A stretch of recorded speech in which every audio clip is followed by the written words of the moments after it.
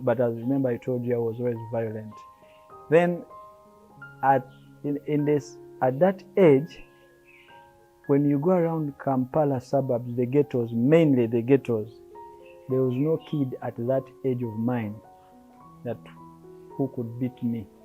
You get, you go to Katwe, you go to Chibuli, you go to Nankulabye, you go to Chivulu.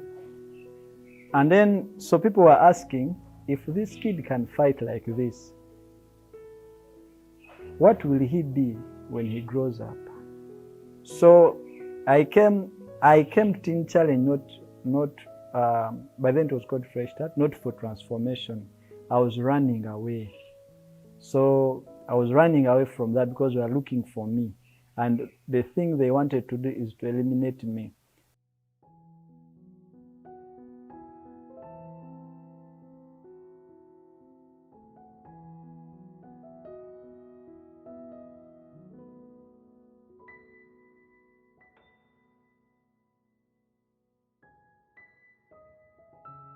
My name is Revanjira Abubeka, but people call me Beka.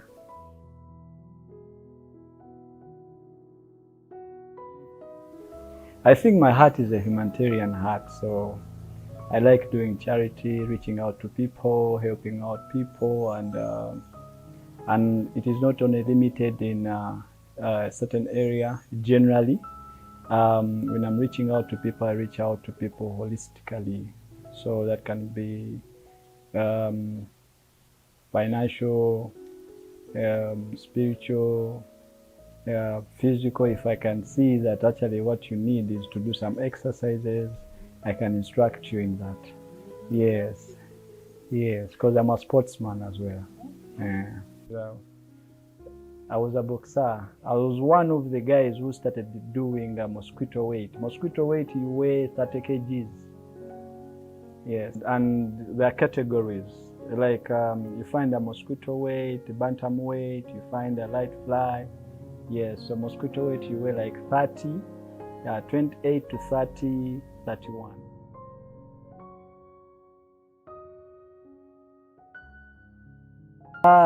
My childhood. Yeah, I don't know my mother. No, I never asked my father because he died when I was still young. Yes. Then my dad,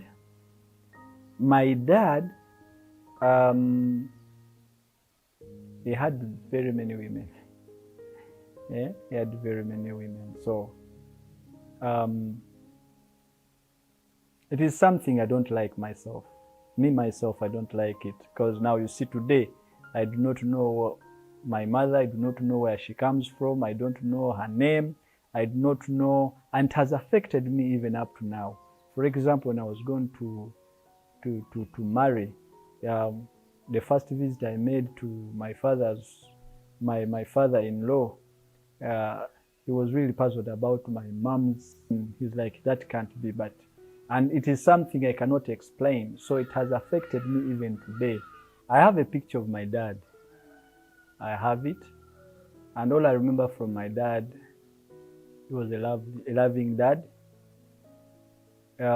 He used to ask me, Daddy. He used to call me Tata, meaning daddy, and he would ask me, Daddy, mfumbate, as in Tata, should I hug you? You know, and the other thing I remember about my dad, whenever I would want to eat something, I would not tell him, I feel like eating like this. No, I would just tell him, my chicks want to eat, let's say, cake. I would not say that I want to eat cake. Yeah, I would just say, my chicks want to eat cake.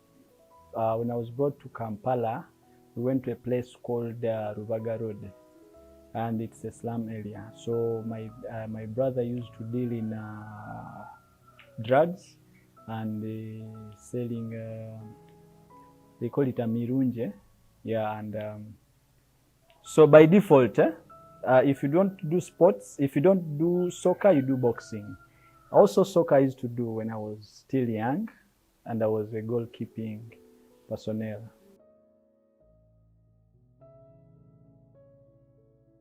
I don't know my mother. I tried to look for her when I finished senior 6, but I've failed, and I've let it go. I had a resentment towards women.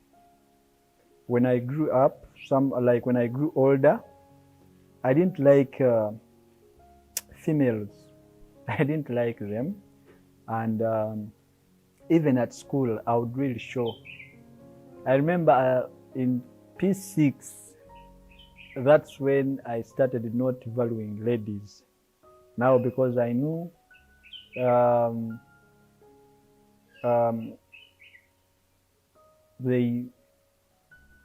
like when my mom left, I got to know that actually I do not have a mother. Like I have a mother. I don't know whether, but I do not know whether she died or she's there.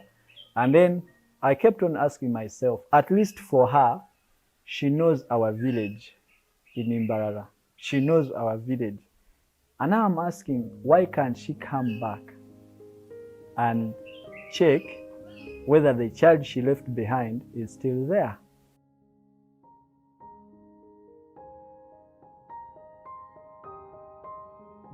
I was in school.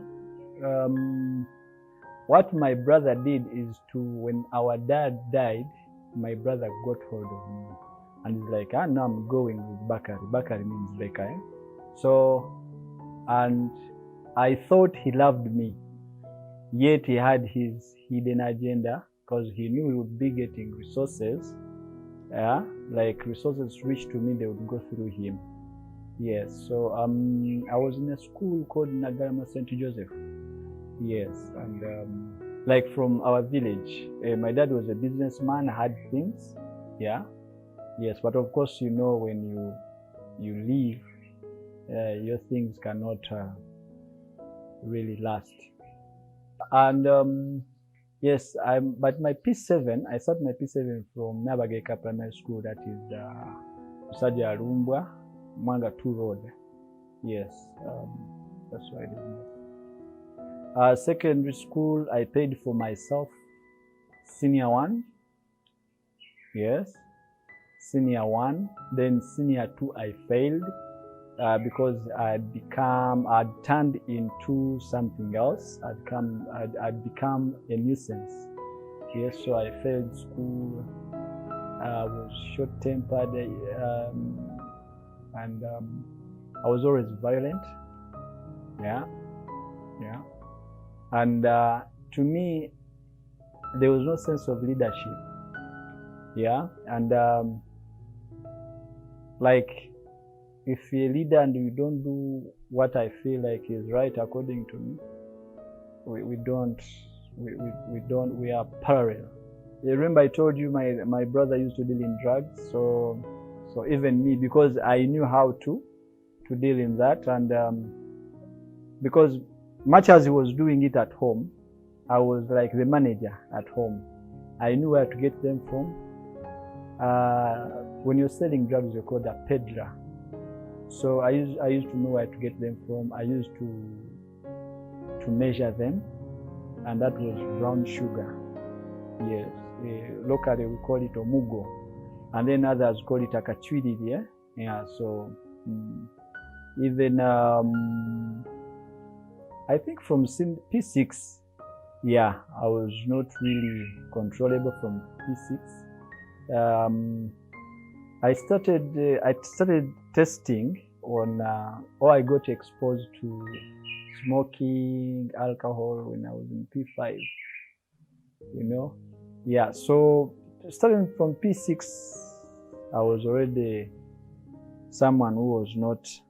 I was not a child anymore. So we parted ways with my brother because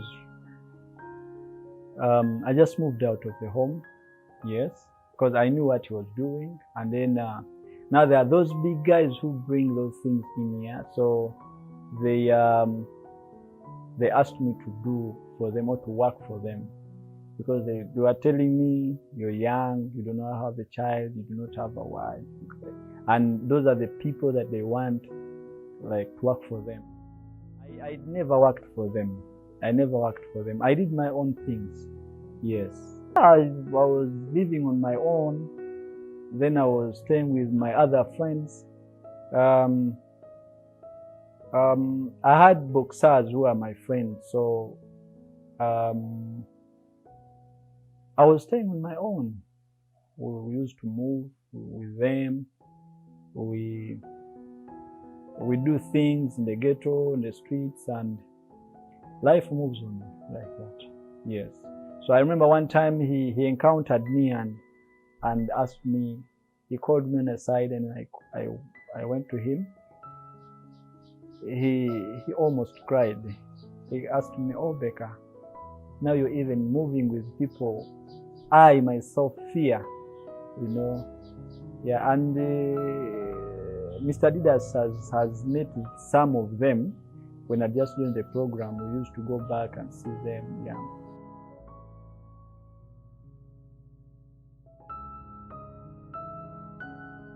That had never been to my mind because, yes, in the ghetto I was okay.